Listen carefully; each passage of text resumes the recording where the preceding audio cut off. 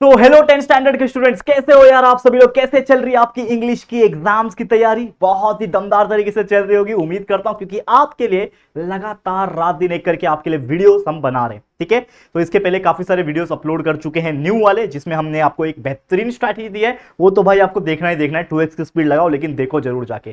तो strategy video upload हुआ था सबसे पहले, फिर उसके बाद एक कंप्लीट पेपर सॉल्यूशन का वीडियो जिसमें हमने आपको रिकनेक्ट किया था 2024 के बहुत सारे इंपॉर्टेंट वीडियोस के साथ। तो उस वीडियो में मैंने डिस्क्रिप्शन में लिंक डाला था, कमेंट में पिन किया था। तो अगर आपने वो वीडियो भी नहीं देखा है, 5 मिनट का ही वीडियो है, जाके चेकआउट कर लेना।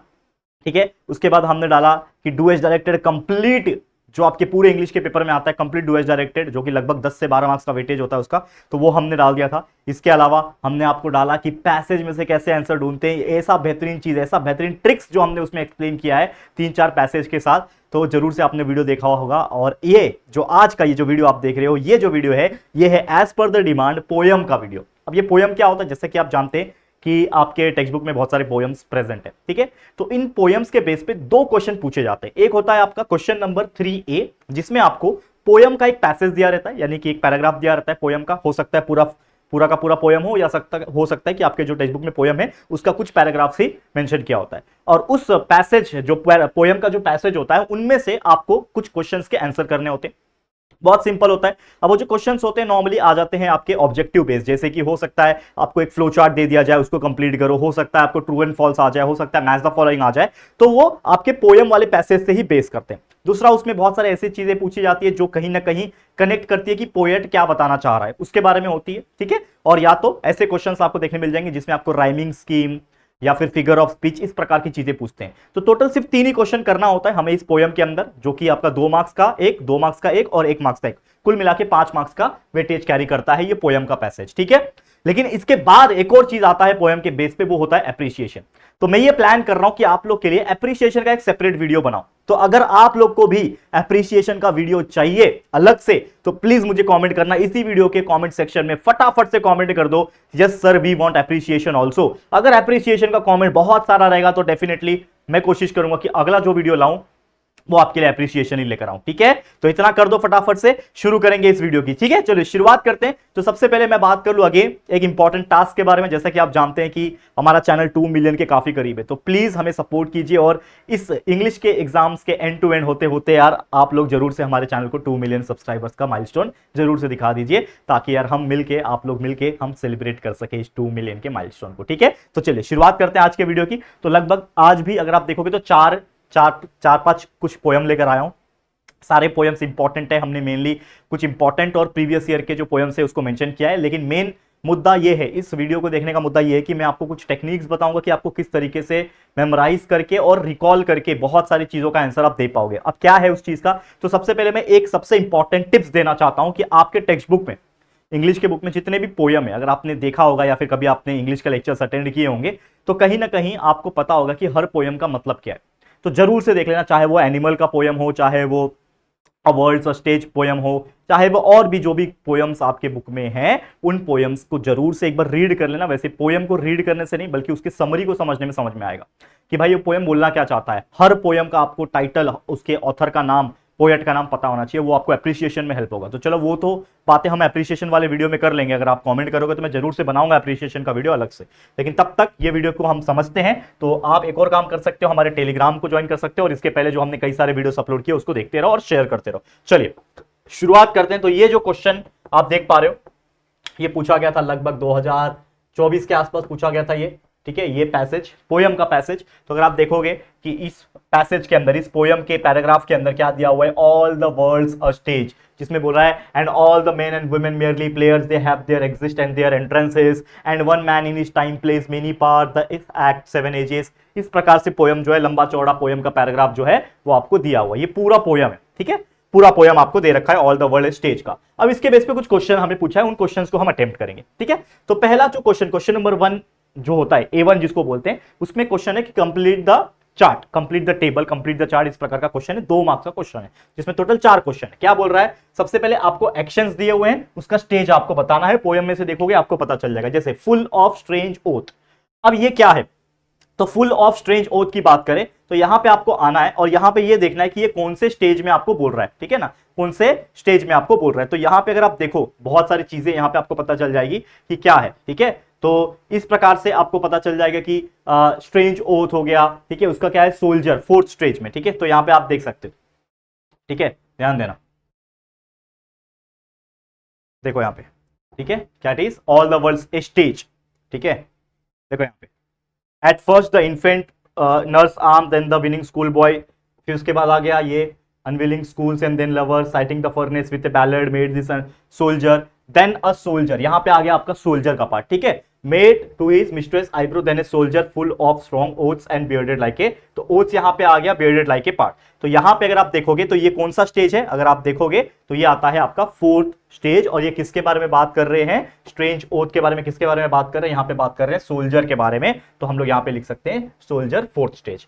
नेक्स्ट है क्रीपिंग लाइक ए स्नेल, तो अगर आपने पढ़ा होगा क्रीपिंग लाइक ए स्नेल, तो सेकंड स्टेज में आप देख सकते हो क्रीपिंग लाइक ए स्नेल यहां पे दिया हुआ है, तो इसका आंसर आ जाएगा creeping like a, school boy की बात हो रही थी यहां पे, आप देखो नीचे, ठीक है, स्कूल बॉय की बात हो रही थी, तो स्कूल बॉय आ जाएगा आपका सेकंड स्टेज में, ठीक है। उसके अलावा साइंग द फर्नेस, ठीक है, साइंग लाइक फर्नेस, तो फर्नेस यहां पे देखो, आप देखो, अगर आप देखोगे unwilling school then lover made woeful ballad, ठीक है, देखो यहां पे ध्यान से, तो ये आपका आ जाएगा, ठीक है, साइंग लाइक ए फर्नेस,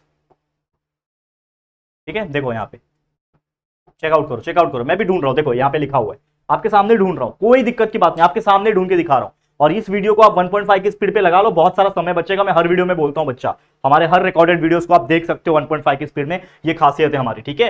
तो saying like a furnace with a woeful ballad, ठीक है, तो यहां पे क्या बात हो रही है, थर्ड की, ठीक है ना, ये सेकंड था, ये थर्ड है, ये फोर्थ है, ठीक है। तो यहां पे लवर की बात हो रही है, दैट इज थर्ड, ठीक है ना, यहां पे and then the lover saying like a furnace, lover की बात हो रही है। उसके बाद है हैविंग फेयर राउंड बेली, ठीक है, हैविंग फेयर राउंड बेली कहां गया, हम देखो having fair round belly, anyone in the काउंसमेंट the justice with eye formal, ठीक है, हाँ लिखा है, देखो पढ़ो पढ़ो पढ़ो पढ़ो, देखो आपके सामने ढूंढ रहा हूं ना, आपके साउंड ढूंढ रहा हूं, आपके सामने ढूंढ रहा हूं, ठीक है, आपके सामने ढूंढ रहा हूं, ठीक है, हैविंग फेयर राउंड बेली, हैविंग फेयर राउंड बेली, देखो मुझे तो नहीं मिल रहा, क्या आपको मिल रहा है, ठीक है, आपको मिल रहा है क्या, फटाफट से ढूंढते हैं, justice, justice with I severe but full of vice modern instant and so he place this part, ये वाला। तो ये जो है कहीं ना कहीं आपका पांचवा स्टेज है, ठीक है, तो यहां पे आ जाएगा जस्टिस, आंसर आ जाएगा जस्टिस फिफ्थ स्टेज। तो ये आपको इस प्रकार से जो है वो लिखना है। तो ये आपका हो गया फर्स्ट क्वेश्चन जिसमें आपके 2 मार्क्स बन सकते हैं, लेकिन आपको अगेन अगर आपको पोयम का मीनिंग पता था, बहुत सारी चीजें आपको पहले से पता थी, तो ये बहुत इजी हो जाता है। नेक्स्ट अगर मैं बात करूं यहां पे और 2 क्वेश्चन पूछते हैं, ये भी आपका 2 मार्क्स का क्वेश्चन है और ये 1 मार्क्स का क्वेश्चन है। तो 2 मार्क्स के क्वेश्चन में क्या बोल रहा है, write down the similarities between the first and the 7th stage, जो कि लास्ट स्टेज है मैंस लाइफ का। तो पहला स्टेज और 7th स्टेज की अगर मैं बात करूं, यहां पे ध्यान देना, देखो पहला स्टेज की अगर मैं बात करूं यहां पे, तो क्या लिखा है, they have their exits and their entrance and one man in his time plays many parts, his act being 7 ages at first, क्या बोल रहा है at first, the infant mewling and puking in the nurse arms, तो ये हो गया पहला।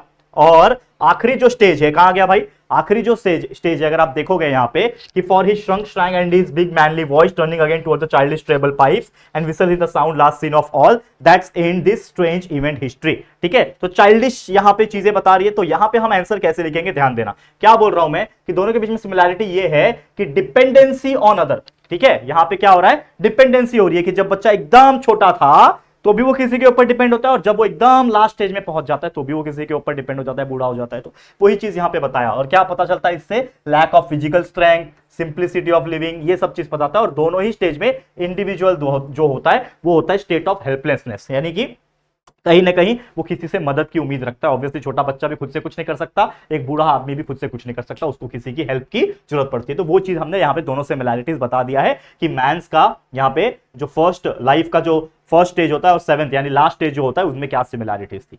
अब बढ़ते हैं यहाँ पे क्वेश्चन नंबर 3, ठीक है, पोयम का तीसरा पार्ट, यहाँ पे 1 मार्क्स का, 2 मार्क्स का पहले वाला था, ये 2 मार्क्स का ये था, ये आपने कर लिया, 2 मार्क्स का ये था, अब 1 मार्क्स है, टोटल 5 ही मार्क्स का क्वेश्चन आता है पोयम के में, ठीक है ना। तो यहाँ पे क्वेश्चन जो होता है थर्ड क्वेश्चन, जो जनरली क्या होता है, ये फिगर ऑफ स्पीच और आपका राइमिंग स्कीम इसी प्रकार का क्वेश्चन होता है जनरल तौर पे। तो यहां पे क्या बोल रहा है कि choose the correct alternative to identify the figure of speech, मतलब इन क्वेश्चन में ये जो आपको एक स्टेटमेंट दिया हुआ है, एक लाइन दी हुई है, उसका आपको क्या आइडेंटिफाई करना है, फिगर ऑफ स्पीच। तो अगर आप देखोगे all the world's a stage, तो यहां पे आपको वर्ल्ड को क्या बोल रहा है, एक स्टेज से कंपेयर किया है। और जब भी हम कंपैरिजन की बात करते हैं, ठीक है, और यहां पे देखोगे तो 4 ऑप्शन दिए हुए हैं, तो यहां पे कुछ वर्ड तो है नहीं जो रिपीट हो रहा है, तो अलिट्रेशन तो आएगा नहीं, ठीक है। किसी इंसान से कंपेयर किया नहीं है तो भाई पर्सोनिफिकेशन भी आएगा नहीं, ठीक है। और तो कहीं ना कहीं जब कंपेयर कर रहे हैं तो हम बात कर सकते हैं मेटाफोर की, तो metaphor will be my correct answer. तो इस तरीके से आप 2 + 2 और ये 1 मार्क्स, 5 मार्क्स आप पोयम में भी इजीली स्कोर कर सकते हो, बहुत अच्छा चांस होता है। समझ में आ गया? चलो अगले क्वेश्चन पे चल जाते हैं, ठीक है। नेक्स्ट क्वेश्चन क्या है बच्चा, देखो यहां पे ध्यान से। तो अगला जो टाइप का पोयम है, ये कौन सा पोयम है, a little thing, a thing of beauty is a joy for ever, its loveliness increases, it will never pass into a nothingness but still will keep a bower quiet for us and sleep. तो ये आपका एक poem दिया हुआ है again. Okay, अब हम question पे जाएंगे। क्वेश्चन ये बोलता है कंप्लीट द वेब डायग्राम। इसमें बोल रहा था कि things that cause suffering and pain. तो यहां पे ये लाइन देखो, things and cause suffering and pain, ठीक है। यहां पे अगर आप देखो, ढूंढो उस चीज को, ठीक है, things that cause suffering and pain. चलो, दिख रहा है आपको कहीं पे, things cause suffering and pain. हाँ, ये पोयम का पार्ट शायद कट हो गया है, सफरिंग एंड पेन वाला। एक बार वापस से चेक कर लेते हैं हम लोग, सफरिंग एंड पेन कहीं पे दिख रहा है क्या आपको, ठीक है। क्योंकि अगर आप वो पोयम को देखोगे तो पूरा कंप्लीट है। मस्क रोज ब्लॉसम्स के नीचे भी एक पैराग्राफ है जो आप टेक्स्ट बुक में अगर आप देखोगे तो पता चलेगा। तो ये पूरा फुल पैराग्राफ जो है वो नहीं दिया था, बट मैं आपको आंसर बता दे रहा हूं। Things that cause suffering and pain में इसमें आ जाएगा इनह्यूमन डेथ, डिस्पोंडेंस आ जाएगा, नथिंगनेस आ जाएगा, और अनहेल्दी लाइफस्टाइल जो है वो सब इसके अंदर इंक्लूड हो जाएगा। तो ये चीज आपको ध्यान में रखना है, ठीक है। देखो, स्प्राइट ऑफ डिस्पोंडेंस हो गया, ठीक है, समझ में आ रहा है। यहां पे वही चीज बता रहा है ना, सॉरी पीछे चले गए हम आगे। Things that cause suffering and pain, suffering and pain क्या कॉज कर रहा है अगर हम बात करें, एक तो यहां पे अगर आप देखोगे नथिंगनेस कॉज कर रहा है, यहां पे लिखा हुआ है, ठीक है, नथिंगनेस हो रहा है, डिस्पोंडेंस हो रहा है, ठीक है ना, यहाँ पे अनहेल्दीनेस आ रहा है एक तरीके से। तो ऐसी बहुत सारी चीजें जो आपको कहीं ना कहीं पैसेज में इस पोयम में दिखेगी, आपको लिख देना है, अनहेल्दी लाइफस्टाइल वगैरह वो लिख देना है, यहाँ पे मार्क्स मिल जाएगा। अगला क्वेश्चन जो होता है इसमें, यहाँ पे बोल रहा है list down 2 impacts of beautiful thing on us. 2 impacts of beautiful thing, हमारे पे ऐसी 2 खूबसूरत चीज का क्या इंपैक्ट हो सकता है। तो यहां पे फुल ऑफ स्वीट ड्रीम्स लिखा हुआ है और एक लिखा है लवलीनेस इंक्रीजेस। तो अगर आप पोयम में जाओगे, ठीक है, यहां पे क्या बोल रहा है, a thing of beauty is a Joy and Joy for ever. मतलब एक ब्यूटी चीज का हमारे लिए क्या होता है, कोई भी खूबसूरत चीज देखे हमें बहुत अच्छा लगता है, खुशी होती है, जॉय एंड फॉर एवर। इसका लवलीनेस इंक्रीज होता है, ठीक है ना, ये हम लोग लिख सकते हैं, ठीक है ना। और भी ऐसे बहुत सारी चीजें हैं जो हम लोग यहाँ पे उसके हिसाब से लिख सकते हैं। लवलीनेस इंक्रीज हो रहा है, स्वीट ड्रीम्स आ रहा है, ये सब चीज हमने लिख दिया। तो यहाँ पे इस प्रकार लिखोगे, 2 में से 2 मार्क्स मिल जाएंगे। तीसरा क्वेश्चन अगेन जैसे मैंने बोला क्या आता है, फिगर ऑफ स्पीच या तो राइमिंग स्कीम। तो यहां पे पूछा है write down the rhyming scheme of the first 4 line. तो पोयम में चलते हैं और पहले 4 लाइन पे चलते हैं। ये रहा पोयम, इसका पहला 4 लाइन। पहला 4 लाइन ये है, a thing of beauty is a joy for ever. Forever आ गया, यहां पे ए डालोगे ऑब्वियसली। फॉर एवर के बाद नीचे आ गया नेवर, तो एवर नेवर राइमिंग बन रहा है, तो ये भी ए ही होगा, ठीक है। उसके बाद तीसरा लाइन कीप, अब ये अलग हो गया, नेवर से कीप अलग हो गया, तो ये हो जाएगा बी, ठीक है। और फिर चौथा लाइन कीप के बाद आता है स्लीप, यानी ये इससे रिपीट हो रहा है, तो ये हो जाएगा बी। तो ए ए बी बी, यानी फर्स्ट 4 लाइन का ही आपको पूछा था, तो आपका जो राइमिंग स्कीम बनेगा वो हो जाएगा ए ए बी बी। तो इस प्रकार से राइमिंग स्कीम तो पहचानना बहुत सिंपल होता है, आप कोई भी पैराग्राफ का पूछ लो, आप राइमिंग स्कीम बता सकते हो, बहुत ईजी होता है। तो यहां पे इस तरीके से आपको याद रखना है और चीजों को समझना है। आराम से आप पोयम में से भी आराम से अच्छे मार्क्स निकाल सकते हो, 5 में से 3-4 मार्क्स तो इजीली मिल जाते हैं। अब देखो, ये एनिमल्स वाला ये बहुत इंपॉर्टेंट है, ये एप्रिसिएशन में या तो पोयम में, दोनों जगह पूछ सकता है, ठीक है, पोयम या तो एप्रिसिएशन। ये इतना इंपॉर्टेंट पर्टिकुलर पोयम है जो हर बार हमें देखने मिल जाता है, या तो पोयम में या तो एप्रिसिएशन में पूछता है, ठीक है। चलो, क्या बोल रहा है कि I think I could turn and live with animals. They are so placid and self-contained. I stand and look at them long and long. They do not sweat and whine about their condition. ये पूरा आपका poem animal का दिया हुआ है, ठीक है। आगे बढ़ जाते हैं। क्या बोल रहा है पहला क्वेश्चन बोल रहा है कि state whether the following statement true और फॉल्स। तो पहला है कि animal show their relation to us. तो भाई सीधी सी बात है, अगर आप पोयम आपने समझा भी होगा तो इसमें भी वही बोल रहा है, और जनरल तौर पे भी वही होता है कि एनिमल शो देयर रिलेशन। तो ये आपका आंसर हो जाएगा ट्रू, ठीक है। इसको आप पूरा लिख सकते हो, ट्रू लिख दो यहाँ पे, ठीक है। Next, humans have given up many good qualities. तो ये बात भी सही है कि ह्यूमन की जो बहुत सारी अच्छी क्वालिटीज थी उन्होंने गिवन अप कर दिया है, और ये पोयम में लिखा भी हुआ है। तो इसका जो अगर आप देखोगे आंसर हो जाएगा ट्रू। नेक्स्ट है, animal sweat and wine about their condition, ठीक है। एनिमल जो होता है sweat and wine about their condition, क्या वो करते हैं क्या आपने, ठीक है, देखो, ठीक है। दे डू नॉट, देखो यहाँ पे लिखा हुआ है, पोयम का लाइन पढ़ो, they do not sweat and wine about condition. ये कौन करता है, ये इंसान करता है, ये एनिमल नहीं करता। तो इसके लिए हमारा आंसर हो जाएगा फॉल्स।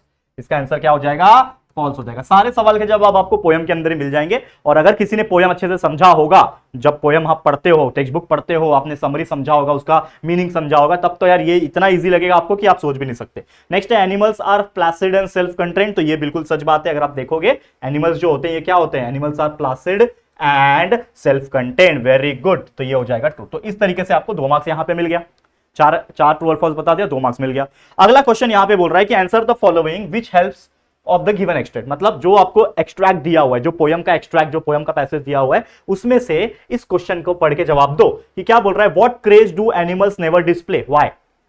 ठीक है, कौन सा ऐसा क्रेज है जो एनिमल्स कभी डिस्प्ले नहीं करते और क्यों। तो इसका जवाब अगर हम पोयम में देखेंगे तो यहां पे अगर आप देखो, थोड़ा पोयम को पढ़ो, क्या बोल रहा है कि ये एनिमल्स जो होते हैं ये फ्लैसिड होते हैं, सेल्फ कंटेन होते हैं। ठीक है, ये अपने sweat and wine about the condition नहीं करते। यहां पे अगर आप पढ़ोगे बहुत सारी और भी चीजें हैं। ठीक है, मानिया, मानिया मतलब क्या होता है, क्रेज। अगर इसको सिंपल मीनिंग में कन्वर्ट करूंगा तो क्रेज होता है। तो not one is dissatisfied, not one is demented with the मानिया ऑफ ओइंग थिंग्स। यानी जो एनिमल्स होते हैं वो चीजों को जो ओन करते हैं, जैसे हम ह्यूमन बींग्स के अंदर एक नेचर होता है क्या कि हम कोई चीज ओन करते हैं तो हमारे अंदर एक अलग सा ना बिहेवियर आ जाता है। मेरे पास तो गाड़ी है, बंगला है, अरे मेरे पास तो ये गाड़ी है। हम लोग फ्लेक्स करते हैं। एनिमल्स करते हैं क्या, ओ करने के लिए नहीं करते हैं। तो हम वही चीज लिखेंगे कि what craze do animals never display. तो भाई सीधी सी बात है कि animals never display any type of craze. Animals कोई भी टाइप का क्रेज नहीं करते हैं, दिखावा नहीं करते हैं फॉर ओविंग द थिंग्स, जो हमने पोयम में पढ़ा। And they are pleased with what they have achieved,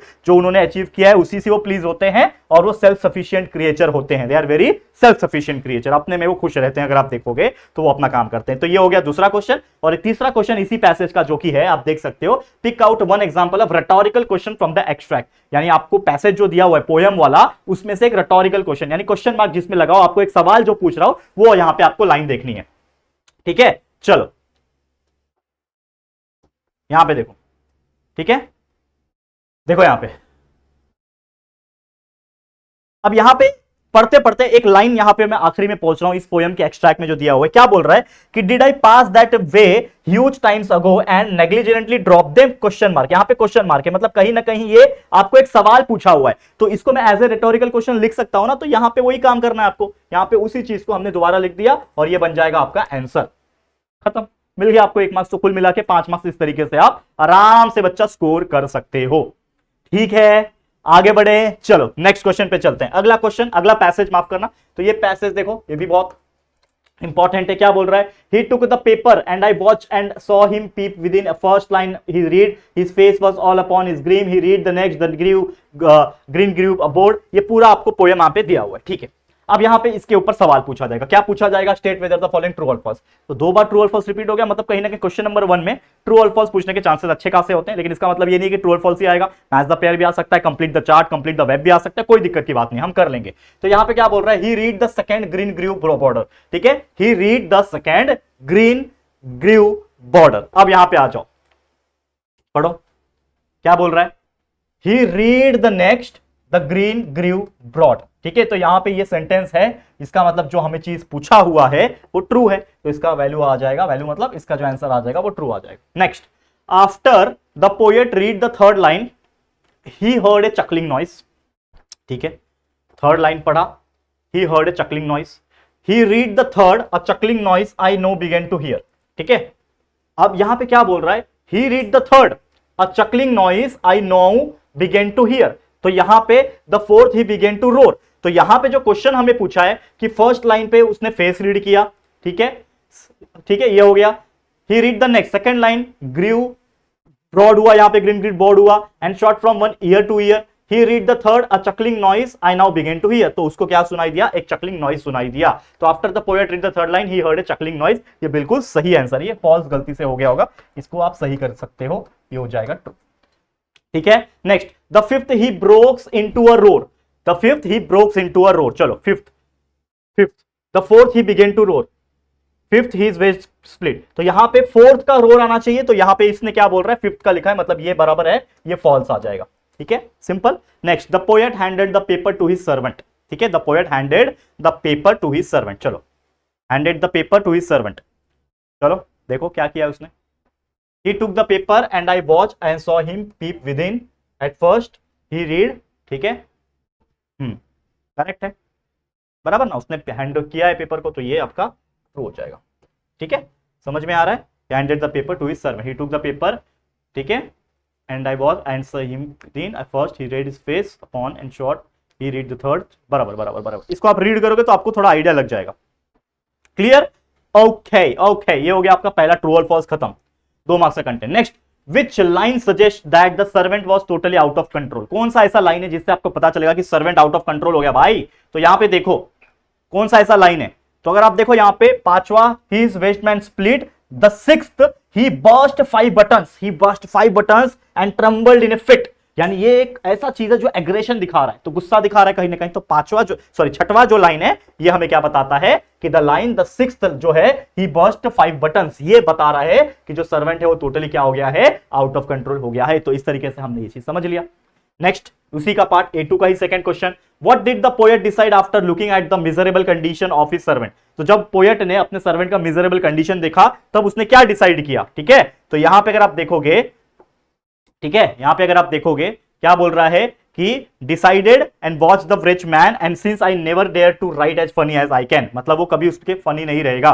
तो the poet decided to never write funny things with all his heart and capacity. ठीक है, कैपेबिलिटी जो भी है वो आप लिख सकते हो। तो ये आपको पोएम से मिल जाएगा, समझ में आ जाएगा, और जिन्होंने समझा रहेगा पोएम उनको तो और इजी लगेगा। एक आखिरी क्वेश्चन यहां पे देख लो, क्या बोल रहा है कि name and explain the figure of speech, मतलब जो फिगर ऑफ स्पीच है वो पहचानना है आपको। लाइन दिया हुआ है, क्या लाइन दिया हुआ है? Pick out the line from the poem where the poet has used the figure of speech tautology. अब टोटोलॉजी का मतलब क्या होता है कि ऐसा सेंटेंस जिसमें ऐसे 2 वर्ड है जिसकी मीनिंग ऑलमोस्ट सेम हो या तो पूरी तरीके से सेम हो, तो उस फिगर ऑफ स्पीच को टोटोलॉजी बोलते हैं हम लोग। ठीक है, तो चलो ढूंढते हैं। ठीक है, ढूंढते हैं पोएम कहां गया मेरा, चलो ढूंढो ढूंढो।